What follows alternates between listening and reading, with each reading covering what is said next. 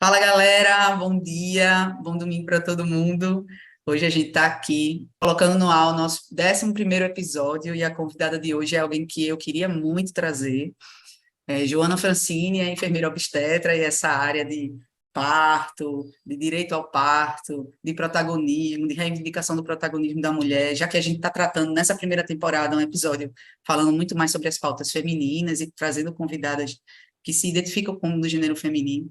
A gente vai hoje ouvir Joana Francini. Eu vou deixar ela se apresentar e aí depois a gente dá prosseguimento ao episódio. Uma questão hoje é que Gabiria não está com a gente, não pôde gravar, então ficou bem equilibrado, elas por elas, né? Teve um episódio que ela fez sozinha, esse episódio eu vou fazer sozinha, e aí a gente segue. Joana, se apresenta um pouquinho para a gente. Oi, gente. Como Maria falou, sou Joana, sou enfermeira obstetra, atuo aí nessa parte de protagonismo da mulher na minha assistência, então eu trabalho em sala de parto do SUS, trabalho também atendendo pessoas em consultório, e além disso, que foi a jornada que eu conheci Maria, eu sou docente, essa parte da aula é algo muito forte em mim, e é isso, eu tô aqui para a gente bater um papo muito massa, porque é muito importante a gente estar falando sobre o que se foi escondido por muitos, para muitas. É isso. Começa me dizendo, então, o que é que tu sente do que foi escondido e o que foi escondido para muitos. Quem são esses muitos e o que tu sente que foi escondido? Então, quando eu comecei a pensar um pouquinho melhor nessa pauta, assim, sabe, do empoderamento feminino, acho que eu comecei muito como muitos começaram, assim, né? Tudo passou a ter um pouco mais de ênfase, os meios que eu comecei a conviver. Então, eu entrei numa especialidade de saúde da mulher. Então, foi quando eu tive a oportunidade de conhecer o que era, por exemplo, o movimento feminista ou a questão desse empoderamento feminino, e eu percebi o quanto de coisa que a gente não aprende, que não é nos ensinado. E quando eu falo não aprende, eu não estou falando de uma especialidade profissional. Eu estou falando do nosso ser, do nosso corpo, de entender como a gente funciona. E eu comecei a entender também que pode ser por conta disso que existe tanta coisa que nós não temos voz. Isso seja em vários aspectos, no ambiente de trabalho, numa relação sexual, num relacionamento com alguém. Parece que quem está do nosso lado sabe mais sobre a gente do que nós mesmos. E aí eu tenho como um dos meus propósitos de vida mostrar para mulheres ou pessoas que se identifiquem, né, quais as estruturas que ela tem no corpo, qual a função de cada estrutura, como ela pode se sentir bem usando, o que é seguro, o que não é seguro, o que muitas pessoas disseram que era o certo, na verdade poderia se caracterizar uma violência, por exemplo. Então, engraçado, Maria, que eu estava no meu consultório, acho que há uns 15 dias atrás, e eu acolhi uma amiga. Essa amiga tem 40 e poucos anos, é, é professora, então não estou falando de uma pessoa sem acesso à educação, e eu faço o exame de prevenção, né, no consultório, que é citológico. E aí o método que a gente usa é um pouco diferente do tradicional, e a gente foi explicar como é que funcionava. E esse tempo inteiro de vida, uma mulher com 40 e poucos anos, ela não sabia como era o colo do útero, assim. E eu já tive a oportunidade também de ter um modelo, né, o modelo didático da vulva, e fiz um teste, assim, né, por onde sai o xixi, por onde sai o bebê, para pessoas que tiveram, eu não estou falando de pessoas que não tiveram acesso a nada, estou falando de pessoas que tiveram acesso. E aí, tiveram como assim? Por onde sai o bebê, por onde sai o xixi? Não é pelo mesmo lugar? Então, essa forma não apropriada de vivenciar o meu corpo acaba abrindo portas e janelas para que o outro ache, porque não entende, que ache que entende mais, e por isso que se levantam tantas pautas equivocadas assim sobre os direitos da Sim, mulher. sim, Joana. Muito doido isso, porque eu me recordo, assim, não existe na nossa formação nenhuma educação sexual reprodutiva, né? A gente não é educada. nem para iniciar Uhum. nossa vida sexual, até porque isso é terminantemente proibido, pelo menos na minha educação era muito isso, tinha muito esse pudor, né, em relação à relação sexual, em relação ao início da vida sexual. É interessante porque a gente não existe um lado, não existe uma educação sexual reprodutiva para a gente, né? Eu me lembro de ser na sétima série que a gente olhava na matéria de ciências, que hoje eu nem sei como é que chama, nem é mais sétima série, sobre o aparelho, né? O sistema reprodutor masculino e feminino, mas aquela coisa muito. Eu lembro que eu ainda tinha uma professora meio desconstruída, assim, que falavam, tipo, ó, tem que usar camisinha, e isso era já uma questão, né? E é muito comum, eu sou doula também, então, assim, trabalho nessa área também do feminino com mulheres, e é muito comum, realmente, ser confundido o lugar que sai o xixi com o lugar que sai a menstruação. Digo nem o bebê, mas o sangue menstrual, Isso, né? Se imagina que isso. se sai pelo mesmo lugar. E isso que tu traz é muito interessante. A partir do momento que a gente não conhece o nosso corpo, que a gente não conhece, né, a nossa natureza e nem aquilo que a gente sente diante dela, o outro, que geralmente é um homem, né, assim, nesse modelo Sim. patriarcal, vai achar que sabe mais que a gente ou vai dizer como é e a gente ainda acredita, né? É bem isso mesmo. Então, quando a gente, por exemplo, a gente pode até levantar uma pauta assim, né? Essa discussão vai e vem de direito de educação sexual nas escolas, né? Quando fala de educação sexual, não é que ninguém vai ensinar sexo nas escolas, não é sobre isso. É sobre a saúde sexual das pessoas, né? Nós temos genitália, nós temos sistema reprodutor.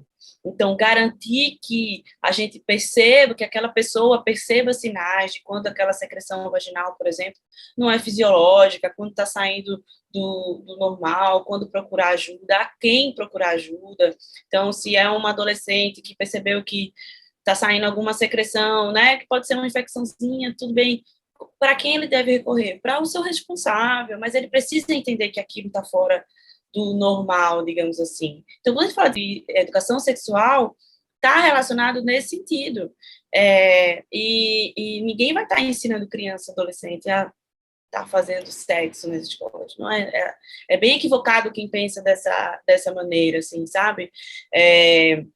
Na verdade, a intenção é proteger, porque hoje o acesso às mídias, eu tenho muito cuidado de dizer assim, acesso à informação. Não, o acesso às mídias, através dos celulares, tem sido muito facilitado, inclusive para as crianças. Ou para os adolescentes, né? Tem sites que eu nem sabia que existem e eles sabem que existem. Então, essa janela para conteúdos não apropriados, ela existe. E se existe essa janela, porque às vezes até o próprio responsável fornece o aparelho eletrônico, o que eu acho bem, bem assim, porque a pessoa que é Até contra os direitos contraditório, sexuais né? é contraditório, porque é contra a educação sexual, mas o menino tem o celular da última geração, então essa janela de acesso ela existe e pode ver uma prática sem nem que você saiba. Então, como é que eu estou garantindo segurança, né? Muitas vezes, de conhecer o que é certo, dessa pessoa se proteger também. Quando eu digo se proteger, não estou falando só de sexo protegido, estou falando de proteger dos arredores, da própria violência. Eu vi um Entender o vídeo que muito, é, muito. entender o que é um toque malicioso, o que não é um toque malicioso, né? Quando a gente Isso, nesse entende, sentido, assim. fora o que a gente sente, né, Joana? Porque a gente já é tão educado a não confiar muito no que a gente sente, que, assim, até quando a gente é criança, você, enquanto mulher, eu acredito que você já passou por situações, enquanto criança, de abuso, pode não concretizado, mas eu, pelo menos, sim. A gente consegue sentir quando aquele olhar é diferente, quando aquele toque é diferente. Mas a gente não sabe, mas a gente não confia, mas a gente não está ali num lugar onde de ter essa apropriação, eu acho que até esse lugar de fala, né? Essa oportunidade de fala. Então, seguindo o teu raciocínio, né? Essa coisa da educação sexual ajuda também. Sim. E porque também a gente, quando é criança, pelo menos eu vi assim, né? Quando a gente é criança e adolescente, a gente vê o adulto como um ser superior, né? Alguém que sempre vai saber o que dizer, saber o que fazer, me dizer o que eu devo fazer, e era difícil indagar a atitude de um adulto, né? Esse ser que está mais maduro, esse ser que é o Total. guia, assim, das Sendo ele crianças, para próximo, mim. né? Sendo ele da família, É, sendo ele próximo, mais ainda, intensifica mais ainda. eu tinha muito essa visão, assim, sabe? Então, tu escolheu essa área de trabalhar com mulher, de trabalhar, porque a ideia aqui do episódio é tu trazer um pouco da tua partilha pessoal também, e eu te fazer essa pergunta do Sim, que top. seria liberdade para tu, mas eu vou segurar um pouquinho a pergunta. Mas tu escolheu essa área para trabalhar para o mundo feminino por algum motivo especial, inclinada para essa. Então, Maria, deixa eu te falar. Ah, Até então, essa pergunta para mim, assim, há um tempo atrás, era muito, caramba, todo mundo tem um motivo para seguir, assim, eu não enxergava, não é que eu não tinha, eu não enxergava esse motivo. Mas eu associo muito, a minha história é um pouco atípica, assim, né, da população de maneira geral. Eu perdi a minha mãe biológica, eu era muito jovem, tinha 1 ano e 11 meses. E fui acolhida por uma família incrível, incrível, que são os meus padrinhos de batismo. Eu sou católica, minha raiz é católica, e eles assumiram essa missão, né? Quando você vai batizar alguém de seu segundo pai, segunda mãe, e eles nossa. assumiram de maneira brilhante. Eu tenho a melhor família que eu poderia ter. Mas o que é que eu comecei a refletir sobre a minha história, até tendo tatuado aqui, ressignificar, porque que para muitos é uma história difícil, né? Porque foi uma partida precoce, minha mãe só tinha 24 anos, né? Foi mais um caso de violência aí nas estatísticas. Nossa. Então, para muitos é uma história pesada e Tá. triste.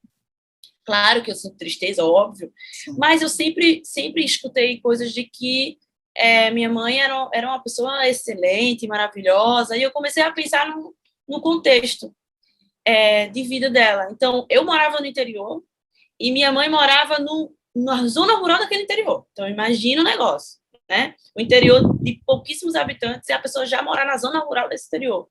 E aí, o que acontece? Ela decide ir para essa cidade interior para estudar, para, sabe, fazer a vida dela e tudo mais. Eu já comecei a vê-la como uma mulher revolucionária, assim, sabe? Total. De gás, de ir, de trabalhar, de ser empregada doméstica para poder Sim. se sustentar, ser uma mãe solo, né? Eu sou filha única dela, ser uma Uhum. mãe solo no contexto dos anos 90, né? A mãe solo, se já não é fácil ser mãe solo hoje, ser mãe solo antes lá era vista como a talvez esquecida, renegada, né? Que não tem um marido para estar ali com ela. Então eu comecei a pensar de que as raízes que eu carrego, as raízes biológicas que eu carrego, tem muito Ancestralidade, né? disso. Isso, exato. Ela está muito em mim, assim, nessa questão de sair do canto, sabe? De sair do lugar, de sair da zona de conforto. Total. E hoje, um dos meus propósitos é fazer com que as mulheres sejam acolhidas, né? Que as mulheres não sejam mais vítimas de violência e que elas possam ter uma experiência positiva. Então, acho que a saúde da mulher, né, a obstetrícia, ganhou o meu amor, assim, muito por isso, né? De eu poder... Eu era muito nova, então eu quero cuidar da minha mãe através de outras mulheres, sabe? Já que isso fisicamente não é possível. Mas gostaria de ressaltar que eu tenho uma mãe maravilhosa, o nome dela hoje é Maria das Graças. Não sei se ela vai ouvir esse podcast, possivelmente não, mas eu acho que eu não poderia ter mãe melhor do que essa que me acolheu. É essa coisa, né, Jo? As histórias vão acontecendo, né? Eu estava acompanhando o parto, que a tentativa era um parto domiciliar e precisou de remoção, e aquelas Sim, remoções bem indicadas, assim, né? A pressão alterou, mas assim, chegou no hospital, a pressão normalizou, porque realmente precisava sair daquele ambiente, e no decorrer do parto a gente entendeu que era naquele lugar, que era aquela história do neném, né? Assim como o neném, cada parto é uma história, cada chegada é uma história, cada um de nós tem uma história também. E é muito bonito ver como essa história, as histórias vão se entrelaçando, né? Dona Maria da Graça, muito provavelmente, precisava receber, né? Você, né? Não precisava que acontecesse o que aconteceu, mas essa coisa de precisava receber, você precisava dar esse amor, que eu admiro demais, porque eu acho que um filho que você escolhe amar, eu acho que é um filho parido 2 vezes, assim, né? Porque não houve aquela concepção, gestação e tal, mas ali chegou. Então, Mas é bonita a forma como tu olha para trás, e é massa tu conhecer tua história, porque tem muita gente que não conhece sua história, né? Conhecer tua história, conhecer a história da tua mãe, da tua mãe biológica, ter essa mãe que não é biológica, mas é mãe afetiva, que é tão mãe Sim. quanto, né? Que você sente no seu coração que é tão mãe quanto. E olhar para essa ancestralidade ressignificando, né? Eu sinto que as histórias se fundem, acaba que tu também se mistura com essas duas referências e pode levar os aprendizados dessas duas referências para o mundo, né? Não é à toa que tu está construindo um trabalho, uma missão de vida bem bonita. Eu queria te fazer a pergunta para a gente já entrar no tema liberdade, que é o tema do nosso podcast, né? E é muito simples, o que é liberdade para tu hoje? Qual o sentido de liberdade para tu hoje? Porque a gente sabe também que tudo vai mudando, mas que tu dissesse para a gente, Joana, o que é liberdade para você?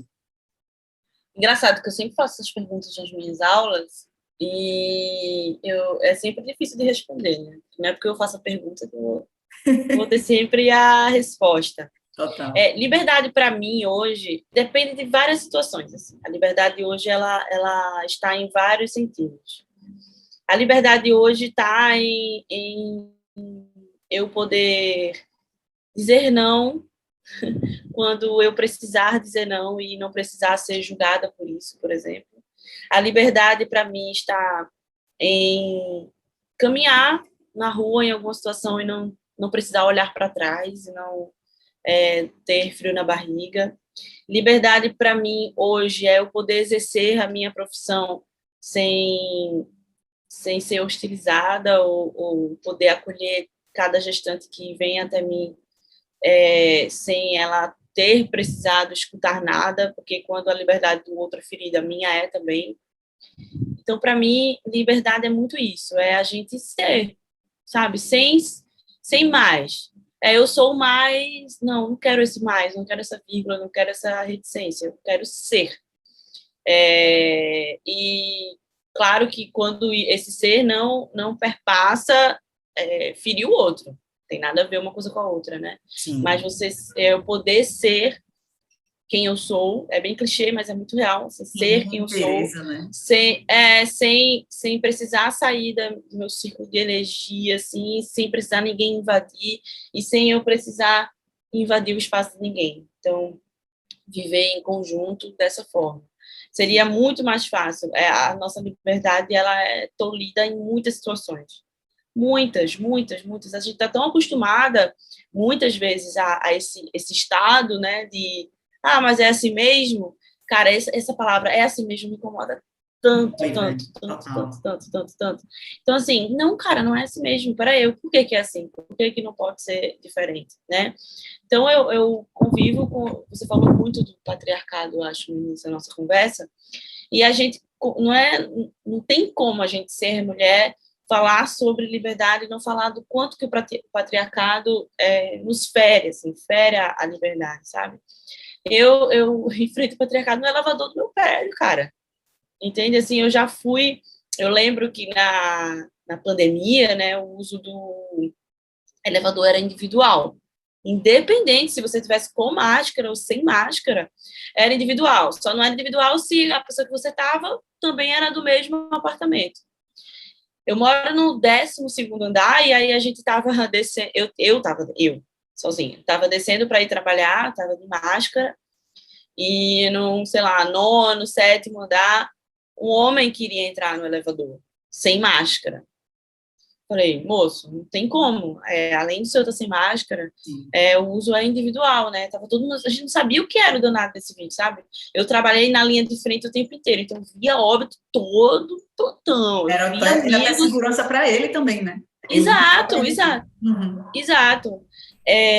Mas a forma que eu fui abordada foi tão agressiva, Maria, tão agressiva, assim, dele usar o seu porte físico para ir para cima, assim, dizer assim, eu vou descer nesse elevador, porque não é você que vai me dizer que eu não vou descer nesse elevador, assim. E eu desci do elevador. Claro. Mas eu desci do elevador, Imagina. mas não era pelo Covid, assim, porque eu desci por medo claro, mesmo. Né? Isso. Eu desci por medo. Como você falou, o risco maior era eu para ele. Não, né? Mas uma pessoa que só vive em casa e uma pessoa que estava no hospital com Covid todo dia, eu sou o maior risco para transmitir. Mas, então, vem aí na hora vem aquele questionamento, e se fosse um homem? Será que ele ia ter essa postura, assim? E aí é quando você, deve ser que não é besteira, mano. Não é, assim, claro que isso não atrapalhou, de certa maneira, meu dia, mas mexe com a energia que você está iniciando aquele negócio, né? Total, você está indo trabalhar, você já está indo cansado, estava há meses, acho que já tinha 2 meses que eu não via minha família. Eu moro num apartamento sozinha, então eu não via ninguém, era de casa para o trabalho, do trabalho para casa, eu estava afetada mentalmente 100%. Então, existem essas coisas, assim, se eu for contar aqui, é muito episódio, no trânsito é demais. Fora que é simbólico, né, Joana? Porque, assim, você está no seu espaço ali, no elevador, querendo ou não, na sua casa, que é o seu espaço de casa, né? E aí vem essa figura patriarcal, oprimir, limitar o seu espaço, retirar você do seu lugar, impedir o seu movimento. Tipo assim, isso é simbólico. É como você estava citando vários exemplos. Né? Eu me sinto livre quando eu caminho na rua sem precisar olhar para trás. É a mesma simbologia do que a gente sente todos os dias, de estar exercendo o seu trabalho sem ser hostilizada, de dizer não, né? Eu acho que isso a gente falou em vários episódios daqui, assim, o quanto essa coisa de muitas mulheres que trouxeram suas partilhas de dizer, quando eu aprendi a dizer não, eu entendi que isso era dizer sim para mim, e isso dentro do exercício do ser, né, mulher, ser feminina, né, esse ser feminino dentro da sociedade, pô, é todo dia, né, isso é construído e desconstruído todo dia e ressignificado todos os dias, então não tem isso esse papo conformista, né, esse papo conformista de dizer assim, não é assim mesmo, ou se a gente entra numa discussão, entra num questionamento, nossa, como reclama, e aí vem, né, os vários adjetivos, histérica, louca, descontrolada, e por aí vai. E sobre isso, dizer não, Maria, eu vou dizer a vocês, eu aprendi na terapia, viu? Quantos anos, Façam Joana? terapia. De terapia? Não, com quantos anos tu aprendeu a dizer não? 26 anos. Pois é, para mim também não foi diferente, foi mais ou menos por aí também. Então, assim, quem não faz terapia ainda, façam terapia. Nossa. Porque dizer não é egoísmo, dizer não é você se cuidar. Você não vai para academia? Você não vai... Todo mundo quer... eu preciso ir para academia para me cuidar. Inclusive, eu preciso ir para academia, estou vacilando para academia. Preciso me alimentar melhor para me cuidar. Você precisa dizer não também para se cuidar. Né? Quando a gente sempre está nessa canalização que a gente chama, né, de doar, sim, a gente está entrando num buraco que pode ser quase sem fundo. Assim. É complicado de sair desse buraco. Então, não, ele faz parte desse processo, né? Hoje eu sempre... E você começa a entender o não do outro também. Porque a gente tem aquele negócio, às vezes, muito, muito adolescente. Amiga, vamos para... Não vou. Não quer ir. Hoje em dia, assim, vamos para tal lugar? Se uma colega minha fala, né? Não tô afim. Beleza, então, valeu, tá ótimo. Tranquilo. Vamos nessa. E é isso. A mesma coisa, vamos para... Traz com a maturidade, né, Joana? Chama a gente a ser Exato. maduro, né? A olhar para as coisas de um olhar maduro. Esse não, ele ser olhado como algo nutritivo também. O não também é nutritivo, né? O não também é um autocuidado para a gente. E a gente, agora eu penso assim, que a gente só aprende a dizer não para as situações quando a gente se ouve, assim, a gente olha para dentro, quando a gente se reconhece, quando a gente sabe o que não é tão legal, o que vai fazer mal. Então, eu sou muito de ciclo, assim, né? Meu ciclo menstrual, por exemplo, no humor é fortíssimo. Então, vai ter aquela semana que eu não quero ser social, então eu quero meu lugar. Então, se você me chama para ir pro barzinho, eu não vou. Por quê? Porque eu não vou curtir. Eu posso ser a chata do rolê, como claro. E eu não vou dar o que o meu corpo está pedindo. Então, eu vou só prolongar o mal-estar que aquela situação está me causando. Então, se eu sou plantonista, não tenho sempre essa oportunidade, mas mais um motivo para aproveitar essa oportunidade. Então, quando eu estou num momento de pausa que eu preciso ficar em casa, eu vou ficar em casa. Quem me conhece sabe que não vou. Não vou, vocês me conhecem, sou chata, não vou.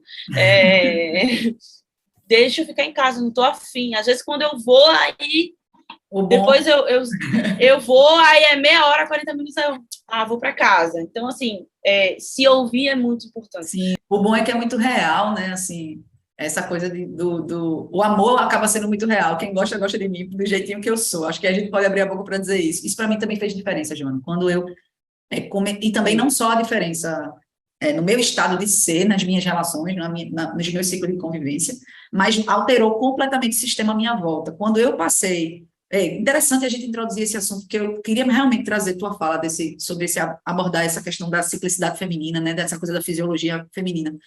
Quando eu parei para prestar atenção no meu sangue e nos efeitos dele, né, do meu ciclo menstrual e os efeitos dele no meu dia a dia e da mudança da estação da lua e tal, mano, foi muito interessante, assim, porque era impressionante como tinha essa coisa de. Eu me sentia meio louca às vezes, meio raivosa às vezes, meio perturbada às vezes, coisas que muitas mulheres eu vejo. Eu conheço algumas amigas, tenho algumas amigas que pendem para o remédio, sabe? O remédio de ansiedade, a sertralina, o remédio para dizer assim, não aguento os sintomas da minha TPM.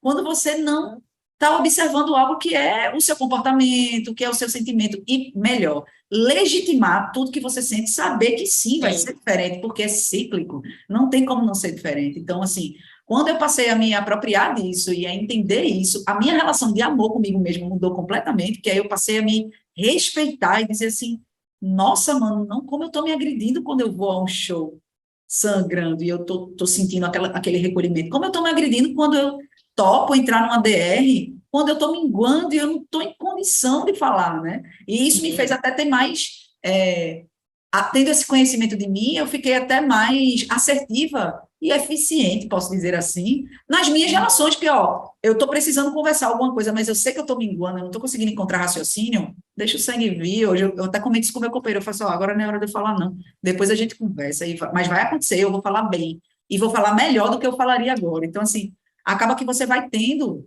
uma condição de se relacionar consigo mesma, primeiramente, de forma melhor, e a partir daí com o mundo, né? E no meu caso, houve uma mudança de fora também. Começou a acontecer um monte de coisa na minha vida que me encaminhou para o caminho que eu estou hoje, que é muito melhor para mim, e cólicas que eu sentia absurdas, sem nenhum tipo de questão patológica, né? Nenhum tipo de síndrome, de nada, eu entendi em outro lugar, até porque existe isso, né? O sangue a mais, o sangue a menos, o sangue doloroso, Sim. e reflete muitas questões emocionais que a gente está sentindo. Hoje eu já sinto, hoje eu consigo perceber quando eu estou ovulando, então eu já sei que quando eu estiver ovulando eu vou me sentir assim, assim, sabe? Eu sei até, às vezes, qual é o ovário que está liberando folículo, porque eu sinto dentro do meu corpo. Agora, isso porque eu consegui silenciar, hoje eu tenho um estilo de vida muito mais respeitoso comigo, com o meu ciclo, sair muito do automático, né, do reativo, da produção em excesso e tal. Então, eu acho que se a gente vai falar de liberdade, é bem interessante falar sobre isso, né? Falar sobre dizer não, ser livre é dizer não, ser livre, dizer não é se conhecer para poder dizer não, né? Então, liberdade também é se conhecer. Eu acho importante também dizer, Maria, que você chamou a atenção aí para uma fala de que você chamou a atenção de trabalhar menos, né, nesse meio de produção. E ao mesmo tempo também que não tem problema produzir. Não tem problema nenhum você ser uma mulher de estar todo dia lá trabalhando, mas você precisa de um tempo, assim, para você, né? A gente precisa de uma pausa. O nosso ambiente de trabalho pode ser um lugar de pausa para algumas situações. Sim. A gente não deve entrar na cilada da mente que o trabalho sempre precisa ser algo enfadonho e estressante. Claro que não é todo mundo que tem o privilégio de trabalhar com o que gosta. Eu sou uma grande privilegiada. Mesmo eu trabalhando com o que eu gosto, meu ambiente de trabalho às vezes é muito estressante por X razão. Eu trabalho com pessoas, eu trabalho com um negócio punk que é parto. Então, tudo fica, às vezes, eu aproveito para lançar aqui que parto não é romance, tá, gente? Então, vocês veem aí vídeos lindos, editados e tal, mas tudo ao redor é muito intenso. Então, a gente tem pessoas que, naquele ambiente, estão com medo, a gente tem pessoas que, a paciente lá, né, que está sentindo dor. Então, assim, não é um cenário de guerra, mas... A beleza do parto é outra, né, João? Exato. A beleza do parto é outra. Exato, não é um cenário de guerra, mas também não é um conto de fadas da Disney. Então, o que eu acho mais fantástico do parto é esse ponto de equilíbrio. Eu não consigo dizer que é um conto de fadas, mas também eu não consigo dizer que é um cenário de guerra. Então, tá aquele pontinho ali, é um negócio que é tão difícil de definir. Mas, voltando a essa parte do ser frenética, eu sou muito frenética, assim, sabe? Eu sou 220 volts, é muitas demandas, muitas demandas. Mas, com esse processo de autoconhecimento, vai ter aquele dia lá na minha agenda que está lá em branco, não vou preencher. Legal. Quando eu entendi que o espaço da minha agenda, que o meu lazer, o meu descanso, o meu não fazer nada, ele tem que ter o mesmo peso que uma consulta, que um consultório, que um parto, que uma consultoria, que uma aula tem, aí eu virei a chave, sabe? Então, se você pegar meu plano, vai ter 1000 coisas escritas, mas vão ter dias que eu escrevo folga. Então, nesse dia de folga, é folga. Então, às vezes, Joana, tu pode dar... Não posso. Coisa que há 2 anos atrás, eu diria, opa, tem um dia livre aqui, vou pegar essa aula e vou fazer. Não posso. Então, a gente tem que preencher a nossa agenda com o nosso descanso também. Porque se você não está conectado com você mesmo, não tem como a gente cobrar que o outro esteja conectado com a gente.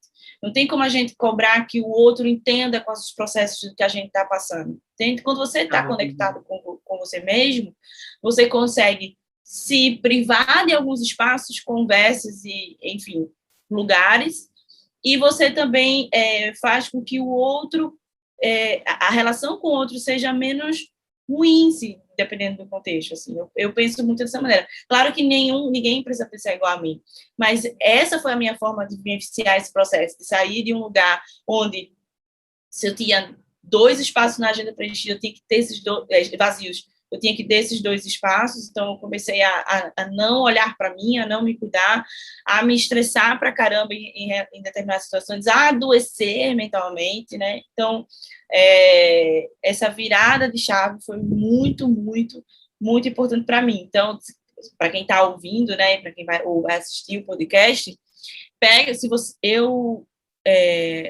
quando eu era mais nova, achava que quem tinha planner ou agendas eram pessoas chiques. Na verdade, são adultos ocupados, tá?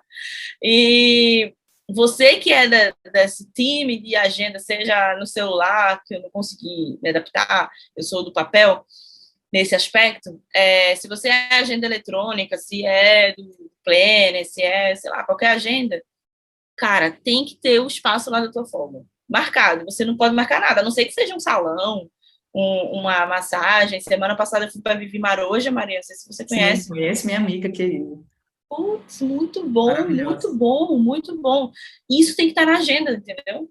Isso tem que estar na agenda. Investimento assim, maravilhoso que a gente precisa ter. E vai ajudar a virar a chave. Isso é ser livre. Sim, porque rola uma coisa de se atropelar, né?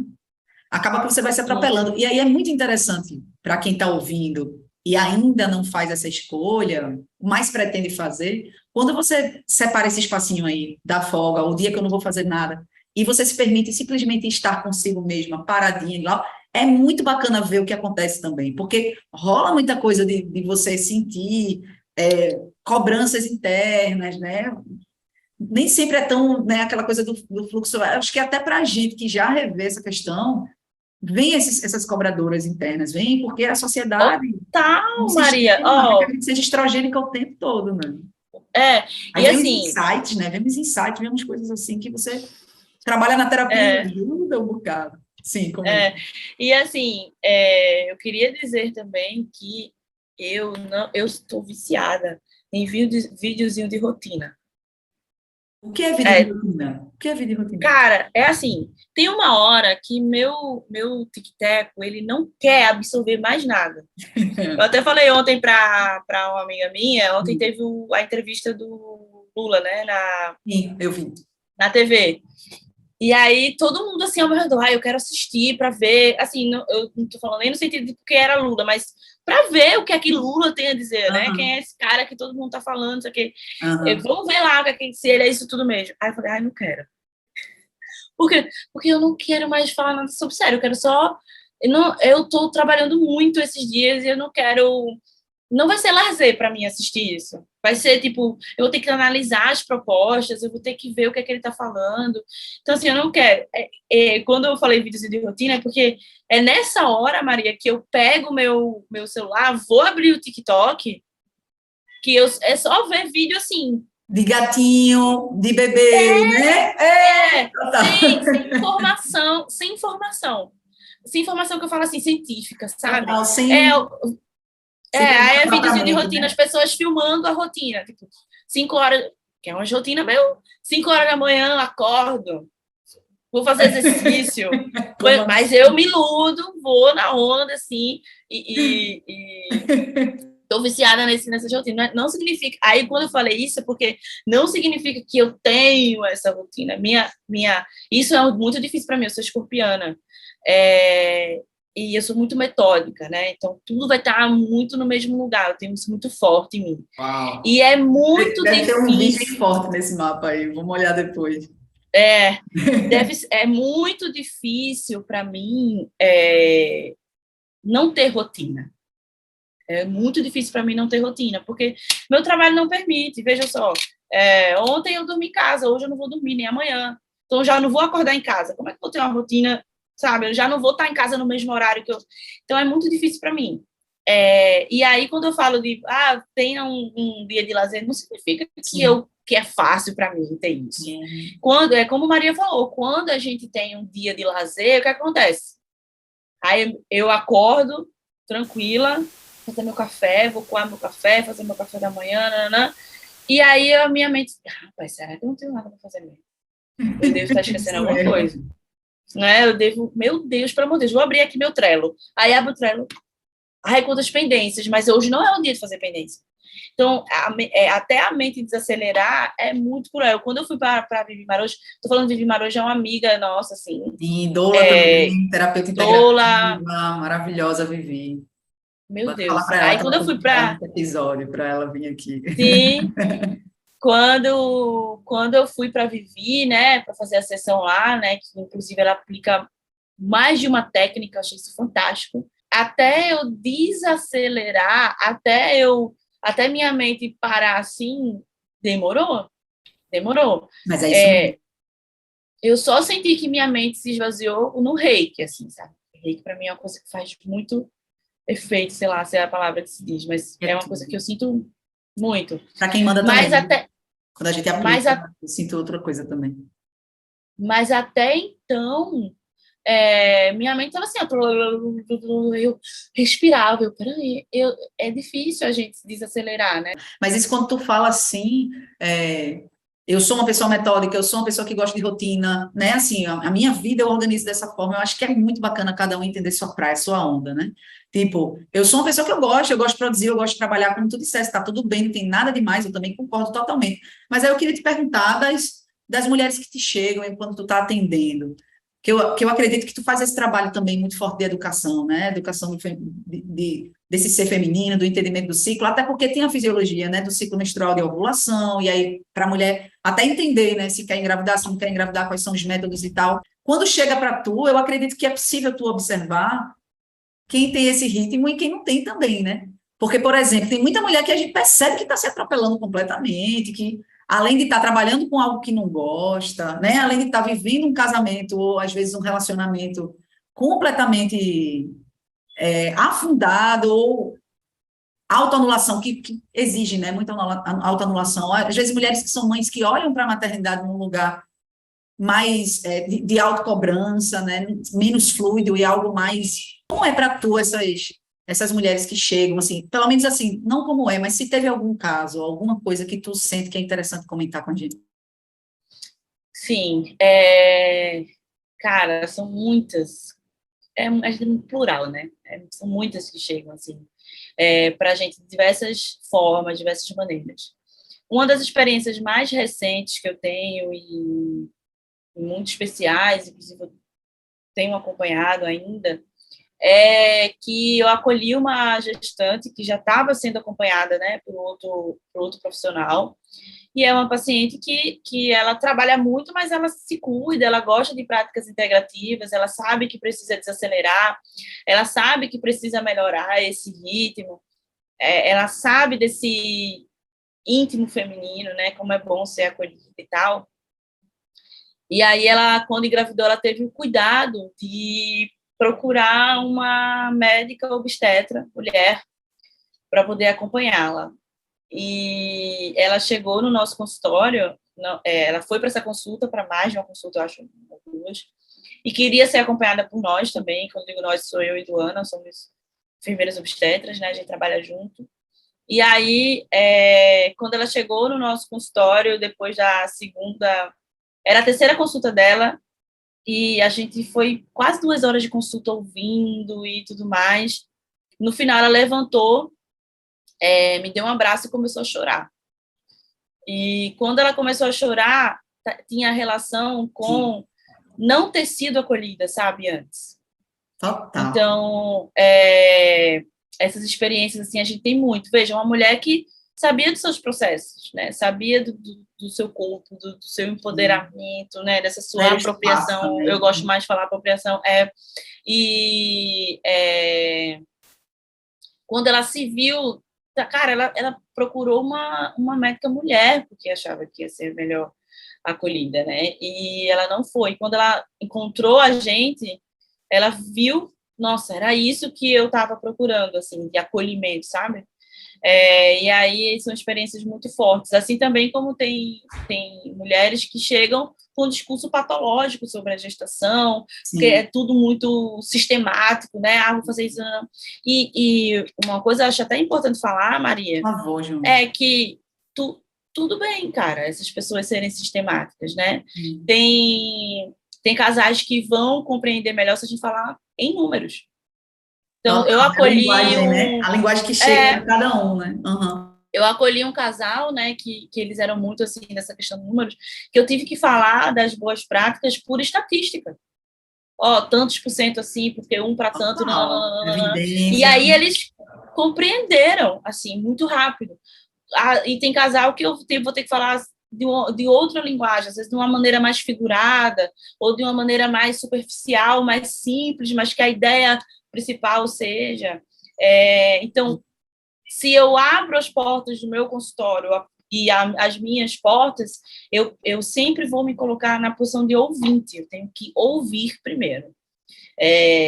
O exame físico é sempre a última etapa da minha consulta, sabe? Então, quando a gente vem no exame físico, a gente já está conversando que parece que já é a 10ª consulta que ela está com a gente. Então, quando você pergunta como é, eu não vou saber como é. Eu não vou saber te responder como é, porque eu não sei como ela vai chegar. Sim. Então, cada assistência, cada educação que eu planejo, ela vai ser alinhada com o perfil daquela pessoa. Eu não sou uma psicanalista, não tenho essa formação e nem tenho essa questão mais... Não faço estudo sobre a mente humana, mas eu estou disposta e estou de prontidão para acolher e ajudar aquela pessoa da melhor forma, de acordo com as demandas dela, né? Então, tem gente que quer fazer vários exames, tem pessoas que não, só quer o que realmente é necessário, tem gente que tem medo da gestação, tem outras que não, então eu preciso, não tem como eu diagnosticar a demanda dela sem ouvir, né? E a vida é muito disso. Eu estou escrevendo, e aí uma das coisas que eu escrevi é que se a gente parasse para ouvir as pessoas, tudo seria muito diferente, inclusive salvaria vidas, assim. E como é difícil. Eu lembro que eu fiz um curso de voluntariado do CVV, né, que é Centro de Valorização à Vida. Tem no país inteiro, e para quem não sabe, tem um número que você disca, e quando você está precisando conversar ali, vai ter gente que vai estar lhe ouvindo por telefone e tal. E eu fiz, é uma instituição que previne suicídio, né? E aí eu fiz um curso de voluntária para aprender, né? Para atender, para pegar um plantão no CVV. E foi muito surreal, Joana, porque aí eu que me achava super assim, tipo, nossa, como eu sou acolhedora, como eu sou maravilhosa, não conseguia ouvir. E aí o curso é basicamente sobre isso, sobre você aprender a ouvir. E a ouvir é um puta aprendizado pra gente, assim, minha gente, sério. Só em você estar em silêncio e parar de se colocar em tudo. Porque, assim, no CVV, a pessoa fala o que está sentindo, e muitas vezes ela faz perguntas a você. O que é que você acha? a gente é treinado para devolver essa pergunta e fazer a pessoa Sim. refletir sobre o que ela está sentindo, e não eu acho isso, eu acho aquilo. Então, eu levei muito do que o CVV me ensinou. Eu não cheguei a pegar plantão, porque na época eu tinha uma vida extremamente produtiva e não tinha espaço na minha agenda, mas eu aprendi bastante nesse curso, assim. Então, isso que tu estava falando, né, que no final da sessão ela te abraçou da consulta, ela te abraçou e chorou. Como é que a gente vai conseguir liberar as nossas emoções e sentimentos se a gente não tem espaço? Eu acho que, como você proporcionou esse espaço de escuta e de acolhimento, a pessoa se sente à vontade, e assim é nos casamentos, no Sim. trabalho, em qualquer lugar, né, Joana? Então, assim, eu imagino que esse trampo essa forma como vocês atuam deve ser curativa demais, né, para quem chega Uhum.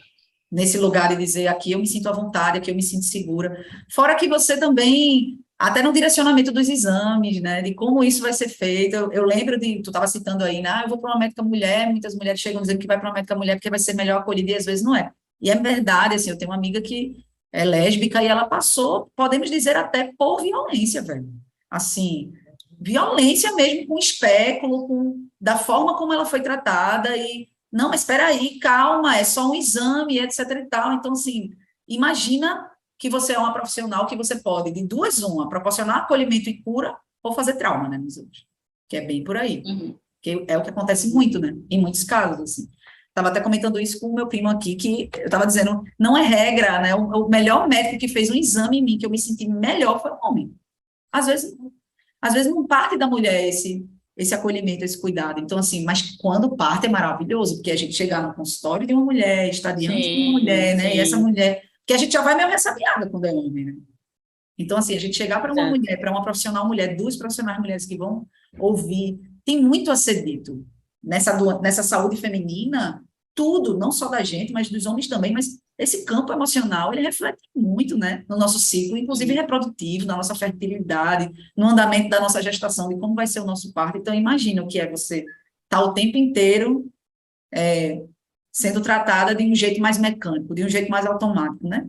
Um papo que eu queria estender, que eu queria que tu trouxesse tua fala também, Joana, tem muito a respeito de a gente falar de liberdade dentro desse contexto é, feminino, quando a gente pode falar de liberdade sexual e reprodutiva, assim, como te chega essa liberdade? A liberdade de engravidar ou não, a liberdade de parir ou não, e parir como quiser, a liberdade de ter os filhos ou não ter, de seguir com gestação ou não seguir, e de criar ou não os filhos, se for o caso. Como é que tu visualiza dentro desse contexto, quando a gente fala de liberdade, para essa questão da mulher, desde se dispor ou engravidar, e aí o que eu faço, ou como eu posso lidar melhor com a minha liberdade sexual e reprodutiva através de métodos e tal.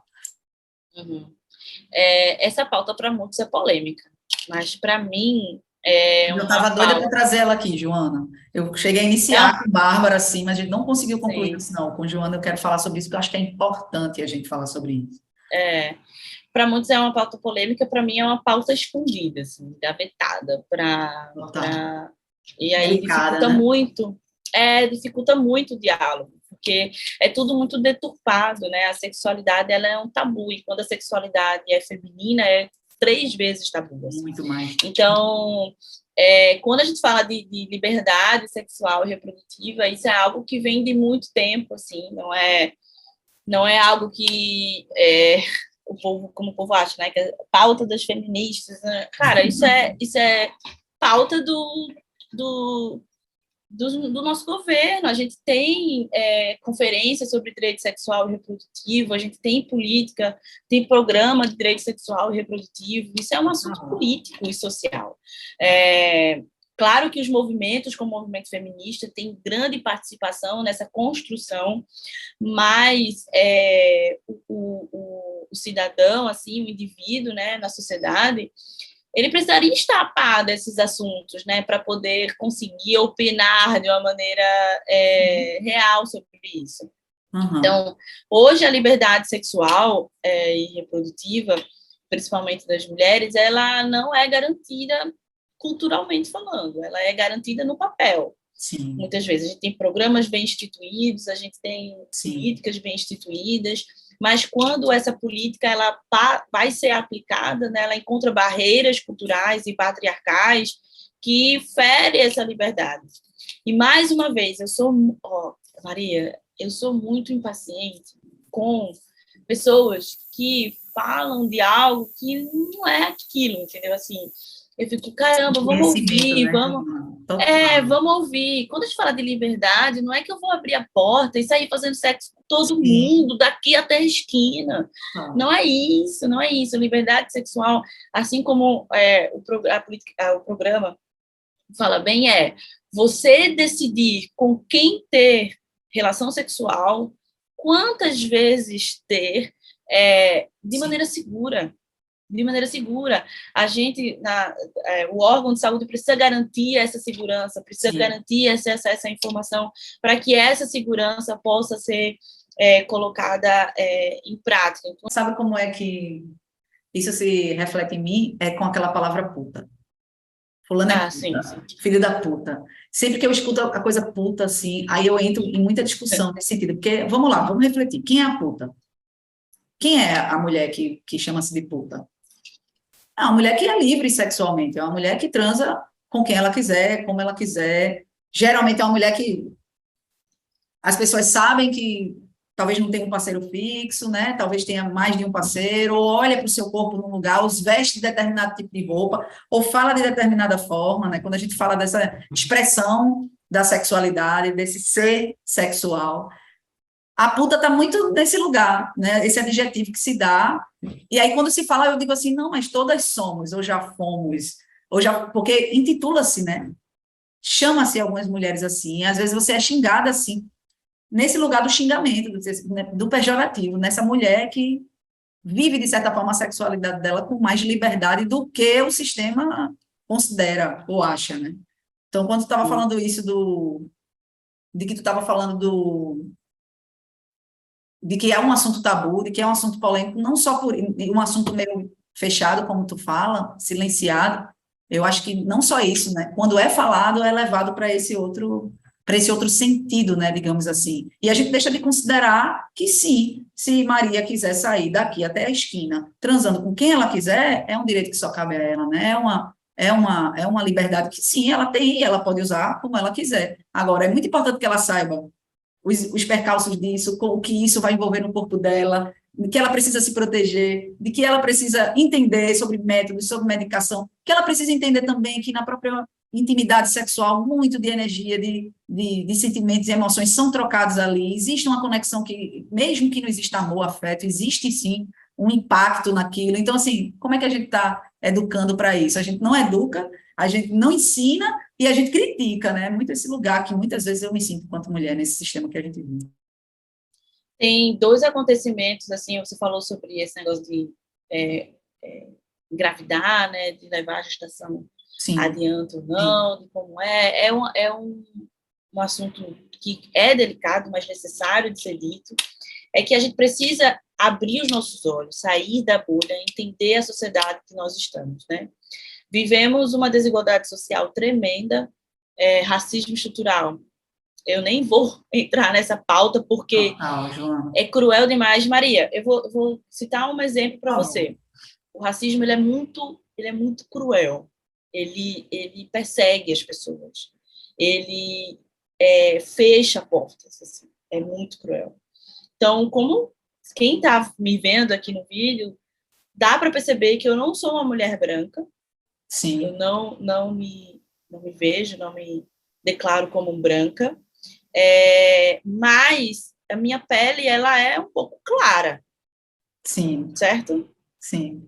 Ela é clara, eu tenho características negras, assim, mas a minha pele ela é um pouco clara. E para a sociedade, eu sou branca, entende? Para algumas situações. Quando eu comecei a me declarar como parda, negra, enfim, eu fui muito hostilizada. Como assim? Você não é? E aí, o que acontece? Tudo bem, eu estava nesse processo de o que é isso, né? Eu fiz transição capilar, eu comecei a me conectar com minhas origens e tudo mais, mas até eu fazer a transição capilar, todo mundo, não, você é um absurdo, não, você não é nada disso. Aí, tá. Aí, depois que eu fiz a transição capilar, As pessoas que não me conhecem, Maria, cara, eu nunca achei que que o racismo poderia ser tão palpável. Eu nunca achei que o racismo fosse tão palpável e cruel. Eu vou repetir isso porque é assustador. Cara, se vocês soubessem o que o racismo faz com o seu íntimo, não existiria ninguém racista nesse mundo. Total. Se você soubesse o que era. Porque eu, graças a Deus, com o meu trabalho, eu consigo ter uma condição de vida legal. Ok, tenho acesso a lazer, tenho acesso à educação. E aí eu estava no shopping, aqui em Recife, o Shopping Rio Mar, quem conhece aqui sabe, que é um shopping, né, que as pessoas de poder aquisitivo um pouquinho maior passam a frequentar, e a gente passou por duas situações, porque a Eduana estava comigo também, ela também é uma mulher negra e tal, e a gente entrou numa farmácia para ver um desodorante. Escuta essa história. Para ver um desodorante. E a gente foi num desodorante que era caro, assim, desodorante, R$30 para mim é caro um desodorante. Aí foi lá, R$30 o desodorante. E a gente abrindo a tampa para sentir a fragrância. E aí, na minha visão periférica, eu observei que tinha alguém olhando a gente, sabe? Nesse dia eu não tava... Eu tô organizada hoje no podcast, assim, né? Tô arrumadinha, mas no dia eu tava com camisa. Eu gosto muito de camisa, t-shirt, tava de camisa, eu tava descansando, cara. Entendeu? E aí, eu percebi... Só querendo escolher um desodorante, né? Só querendo escolher um desodorante. Aí eu percebi que tinha alguém olhando, assim, a gente. Eu falei, ai, meu Deus, eu tava sem máscara. Meu Deus! Aí ficou todo mundo atentando que tava sem máscara. A gente tá sem máscara, vamos pegar a máscara. Deve ser por isso. Só que quando eu olhei ao meu redor, não tinha ninguém com máscara, entendeu? Assim. Aí, mas vamos botar, pode ser isso. Aí botei a máscara.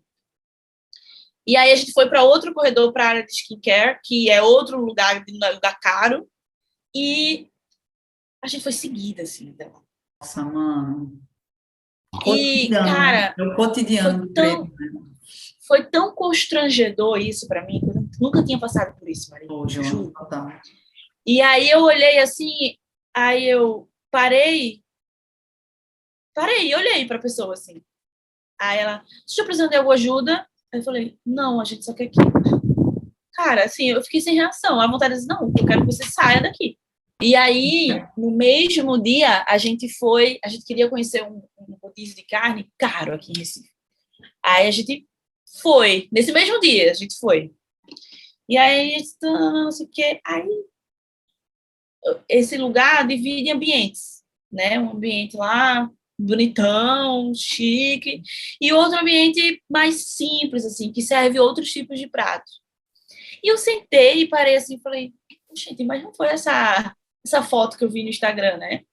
Aí eu chamei o rapaz, ó, eu queria ir para tal lugar. Aí eu fiz, é do outro lado, mas é tantos reais lá, tá? Aí eu, tá, é para lá que eu quero ir. Por favor. É para lá que eu quero ir. Então, assim, não foi coincidência, cara. No mesmo dia, assim, não foi coincidência. Eu tava com o meu cabelo para cima, eu tava, sabe? Enfim, não é coincidência. Porque eu quis introduzir com isso, é que, para mim, que eu tenho dinheiro para pagar um plano de saúde, que eu tenho condições de frequentar um shopping, de ter um lazer, eu ainda enfrento isso para coisas assim simples.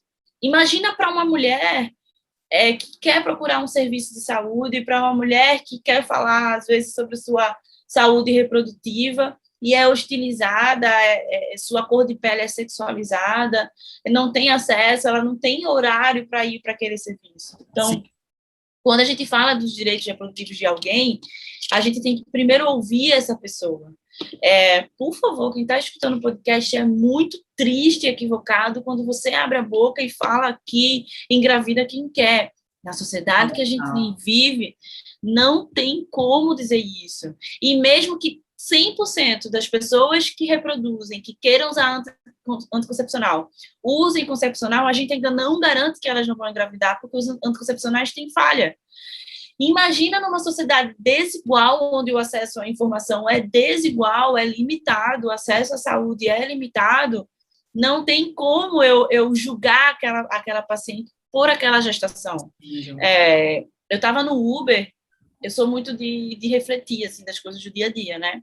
E aí eu estava no Uber e a gente parou no sinal e tinha uma mulher com 3 crianças, assim, na calçada, moradora em condição de rua. Triste a situação, né? E aí eu não consigo sentir outra coisa a não ser tristeza, mas ainda tem gente que sente raiva. Entendo por quê, mas tem gente que sente raiva. E aí ele falou assim, bem raivosinho, assim, o motorista. Meu Deus, uma mulher dessa não tem onde cair, morta, e ainda 3 filhos, esse povo um discurso clássico. Não tem juízo, esse povo não tem juízo, isso aí é para coisar dinheiro do governo, e eu calada. Imagina, engravidar só por causa do dinheiro do governo. Aí, primeiro porque eu estava no Uber, eu tenho medo, né? Mas quando ele parou, ele continuou com a pauta no meu destino, aí eu falei assim, moço, vamos lá, vamos pensar comigo um pouquinho? O senhor quer? Ele fez, pode falar, se for falar. É o seguinte, não fala isso mais, que as pessoas engravidam porque quer. Sabe aquela mulher, não estou dizendo aquela, mas várias daquela de condição de rua, elas fazem sexo por um prato de cuscuz, cara. Sabe? Elas praticam atividade sexual por R$20, por R$10, por menos, para poder comer. Então, assim, as pessoas que vão fazer isso com elas, que violentam elas, não se protegem, não a protegem. Ela vai engravidar dessas pessoas. Os direitos reprodutivos não chegam até ela. Não tem como a gente controlar isso. Uma pessoa que mora na rua e está na 8ª gestação, ela não está na 8ª gestação porque quer. Porque alguma coisa está falhando para ela, entendeu? Então, assim, equivocada essa sua fala. Eu falei desse jeito, equivocada essa sua fala. Então, eu espero que o senhor reflita. Na hora ele falou assim, me desculpe pelo meu comentário. Eu não tinha pensado nessa perspectiva. Eu falei, pois é. Porque a gente vive numa bolha. O senhor está aí no seu trabalho, no seu carro, que, né, ter um carro hoje é bem difícil já. Então, o senhor está no seu carro, trabalhando, o senhor está me deixando aqui no meu trabalho. Então, é muito fácil para a gente falar isso. Muito fácil. A gente chegar em casa, a gente vai ter uma casa, a gente vai ter comida, a gente vai ter água, a gente não vai precisar se vender pelo básico. Elas se vendem pelo básico. Então, essa é uma reflexão que nós precisamos fazer, de que ter um celular na mão não garante informação, né? Eu sempre brinco. Eu sou professora, gosto de estudar, mas quando eu levanto e pego meu celular, eu não vou ler o manual do Ministério da Saúde, eu não vou ler, eu vou ver várias coisas, eu vou ler manuais para elaborar minhas aulas, para falar sobre isso, para estar em pautas como essa.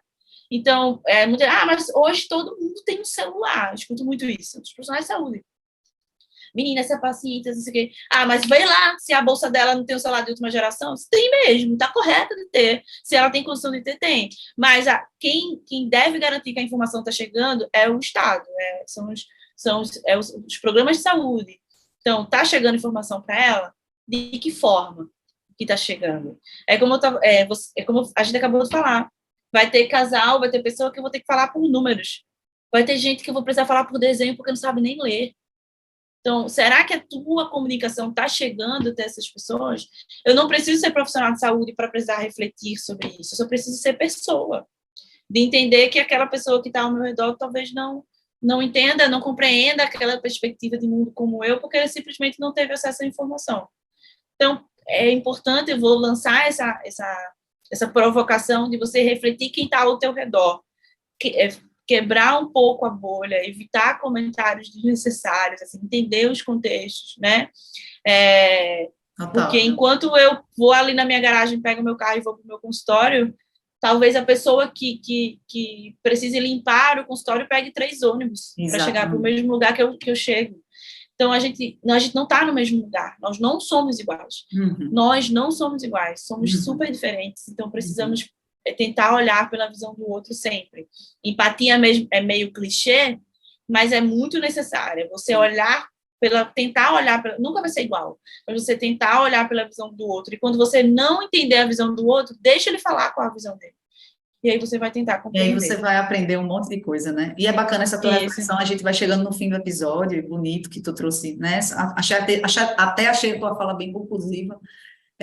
O que a gente vem falando aqui, esse é o 11º episódio, que a gente vem falando em vários episódios, que a liberdade Ela é uma coisa para mim, enquanto mulher branca, de classe média, né, privilegiada, eu entendo liberdade num lugar, você em outro, uma outra mulher da periferia também, que vive em um outro contexto também, uma mulher que é Sim, casada, tem tantos filhos, vive uma relação estável e feliz, fala de um outro lugar, aquela outra que não, que sustenta um casamento, também está falando de um outro lugar, e às vezes a gente tem interseções nesses discursos. Às vezes o meu conceito de liberdade combina com o seu em algum lugar. Mas, com certeza absoluta, isso vai ser completamente diferente para cada um de nós, a depender desse lugar de fala da gente, né? E eu queria te agradecer muito, muito, muito, muito, muito, Ju, por a tua presença aqui. Eu sempre senti, e aí eu fluo muito, né? Quem assistiu o episódio que eu faço a minha família, eu falei bastante sobre isso, sobre a intuição, né? Senti a intuição, e desde que a gente inaugurou esse projeto, que eu sinto tu no campo, desde que eu fiz a aula contigo, eu falei, pô, eu queria muito levar a Ju, e que massa que a gente está conseguindo materializar isso. Espero que tenha sido uma boa experiência sim. para tu.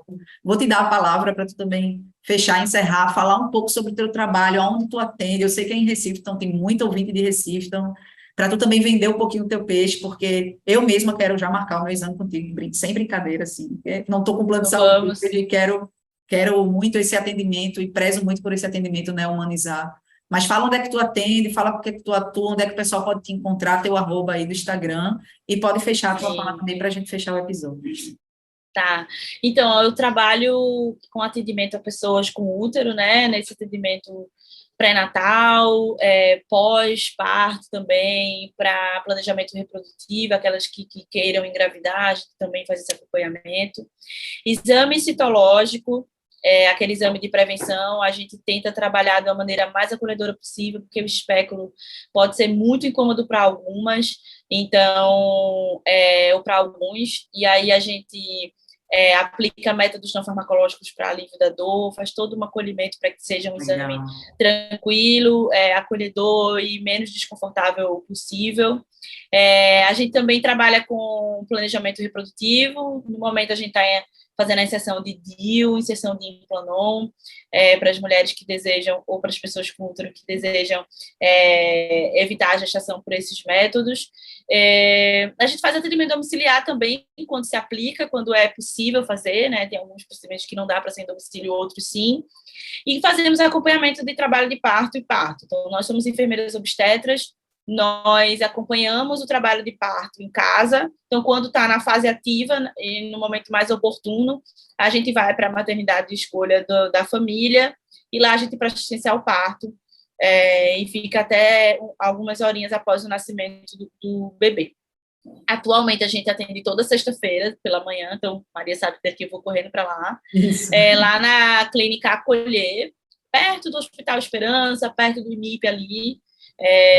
O arroba da gente é arroba girassol, _ obstetrícia. Apesar de ser obstetrícia, a gente fala de saúde da mulher de maneira geral, lá vai ter um link onde você consegue marcar sua consulta, até falar com a gente para tirar dúvidas sobre qualquer coisa que vocês quiserem relacionados a esses assuntos. E estou muito feliz de ter participado desse podcast. Muito obrigada pelo convite, Maria. Para quem está ouvindo, conte comigo também. O meu Instagram pessoal é @joanafrancine. Lá vocês vão ver de tudo, de saúde da mulher, a política, dia a dia, mas o meu perfil profissional é esse que eu já falei para vocês.